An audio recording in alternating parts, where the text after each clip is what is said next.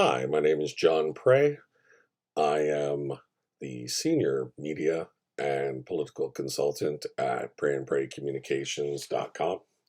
I am the author of the blog preyonthis.ca, and I'm a mid-50s man, about to be married for the second time, the father of two adult good daughters, grandfather of two beautiful grandsons, and I am obsessed with Canadian politics. I'm starting a YouTube channel to express visually what I write about on a regular basis. And I just want to talk today about the last blog that I wrote entitled, Can Pierre Poilievre Win? Well, the answer is absolutely. The last Abacus data poll, which is the second in a row that has the CPC with a lead which is beyond the margin of error, is now sitting at an 8-point lead. It's backed up by a Main Street poll that also gives the Conservative Party of Canada a 7-point lead. Nanos gives them an 8-point lead. The leads in the polls have been fairly consistent and growing, and this will lead to confidence that yes, Pierre Poilievre can win the next election. The other thing is when you take a deeper dive into the polls and take a look in Ontario, all three of those polls give the Conservatives a large lead in Ontario. It also says that their focus is where Canadians want a government to be focused. Cost of living, housing costs, healthcare, high interest rates, and high crime rates. Where it says that the current government seems to be out to lunch on all of those mentioned issues and seem to be obsessing on things like structural racism, climate change, the war in Ukraine, and reconciliation, Indigenous reconciliation. The reason I say that he can win and not will win is that right now, Poilievre and the Conservatives are doing exactly what they should do, which is hold the Liberals' feet to the fire. They've got some real red meat issues with the economic crisis of inflation and a slowing economy, the healthcare crisis, the violent crime rates going up. And they're doing an excellent job holding the feet of the government to the fire. The reason that I say this is twofold. The first is that the Liberals have let the leash off of their attack dogs like Mark Gerretsen, who is the MP for Kingston and the Islands, and others like them. They're coming down very hard on people who don't share the Liberal Party's view, and they're really acting like schoolyard bullies.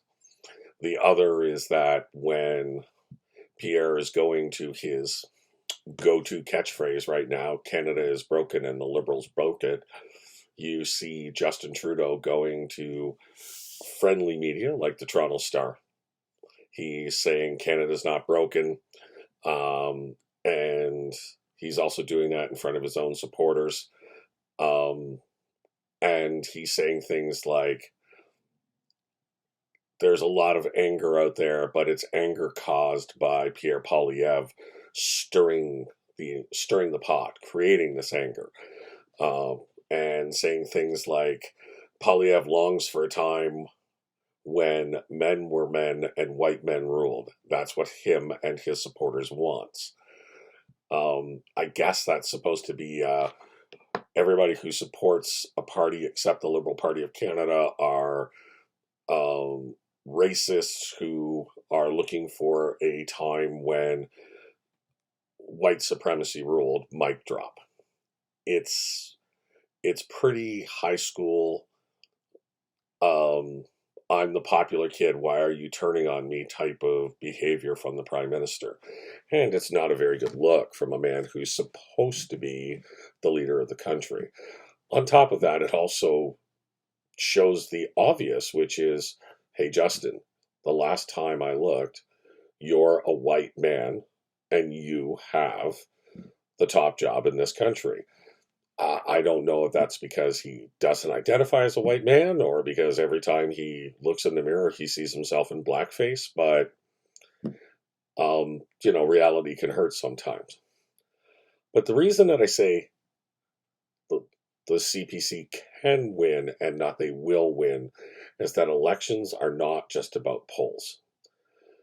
Having good poll numbers is excellent, but being a student of history, in 2004, then leader of the opposition, newly minted CPC leader of the newly minted CPC party, Stephen Harper, went into the federal election with a 10-point lead over sitting Prime Minister Paul Martin and was able to snatch defeat from the jaws of victory. He wasn't prepared.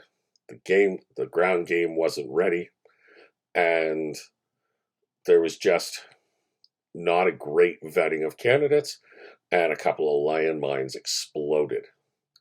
The next thing you know, the 10-point lead was gone overnight, and the Liberals eked out a small minority government that limped along for an additional 18 months until Harper won his first election in 2006. But even when we look at that, the damage was really done in 2004, because in 2006, Harper won a very small minority government. It lasted 22 months. And then in 2008, more people were more trusting. The Conservatives weren't quite as scary. The Liberal scare tactics didn't work as well.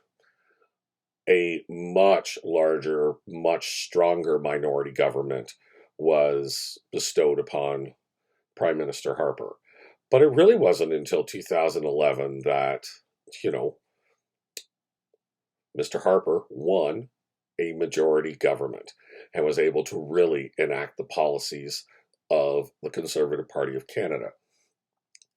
Now, this time, after 8 years, could be 9, God forbid it's 10 years of Liberal Party rule, the kind of job that's going to have to be done to correct the problems that Justin Trudeau and his Liberal government has created, which are far worse and much deeper, cutting into the fabric of the Canadian economy and society in general, are beyond belief compared to what the Chrétien Martin Liberal governments of the 90s and early 2000s did.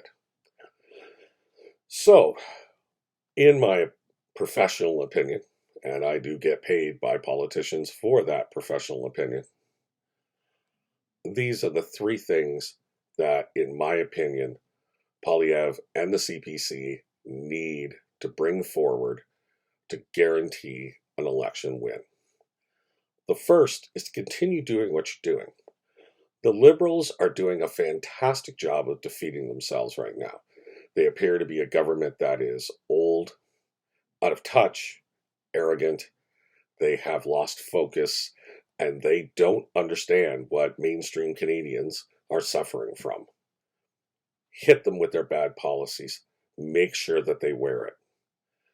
Don't give in on anything that they are doing that is wrong. 2, you need to be prepared for the inevitable bait which is coming from the Ottawa Press Corps, which is to get you talking that these great poll numbers are really indicating that you could win a majority government, Mr. Poilievre. When that bait comes, you need to be prepared for it, and you need to be able to say what you're going to do. That means that right now, if it's not already done, you have to have a policy book pamphlet ready to go to the press and to the people of Canada, stating clearly and simply what you're going to do differently, what your policies are, and it must be short, concise, to the point. People's lives are busy. They don't have time to be filtering through, looking for the minutiae of what you're trying to create.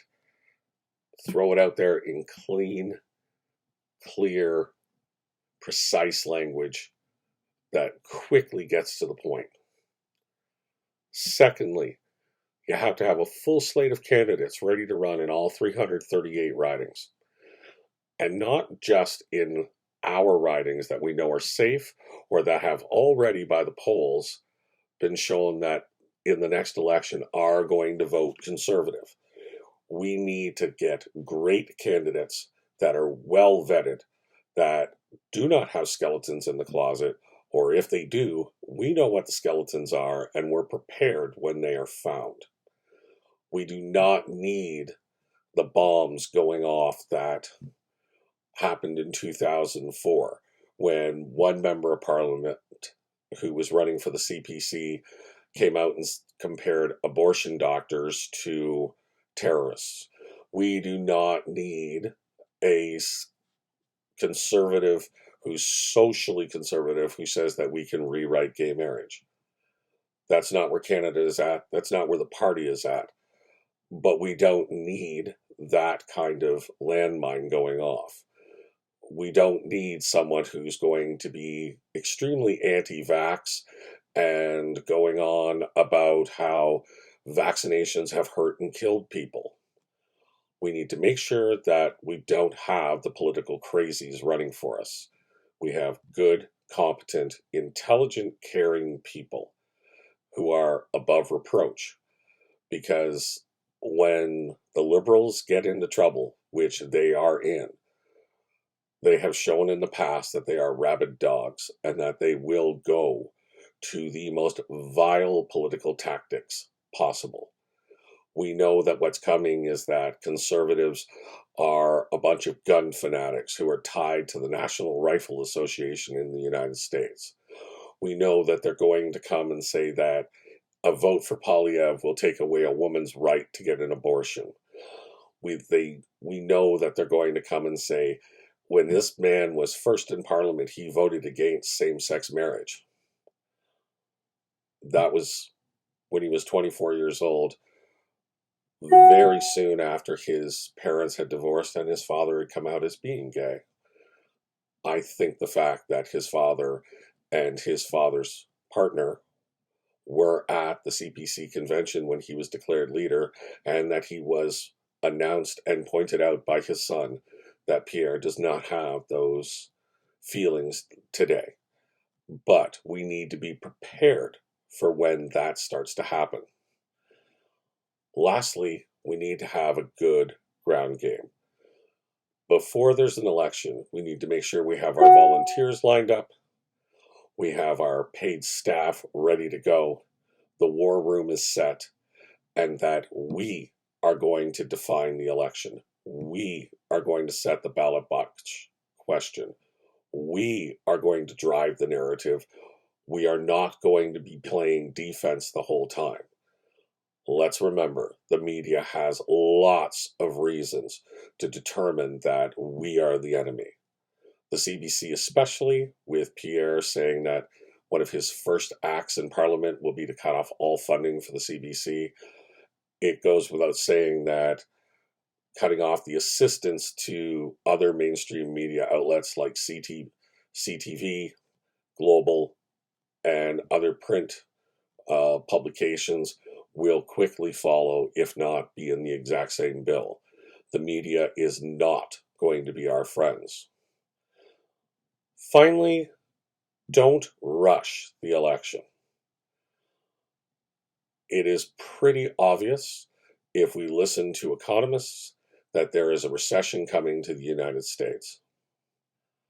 We need to allow that to take hold. I know that that is not great for the people of Canada, and I'm not looking forward to it any more than you are.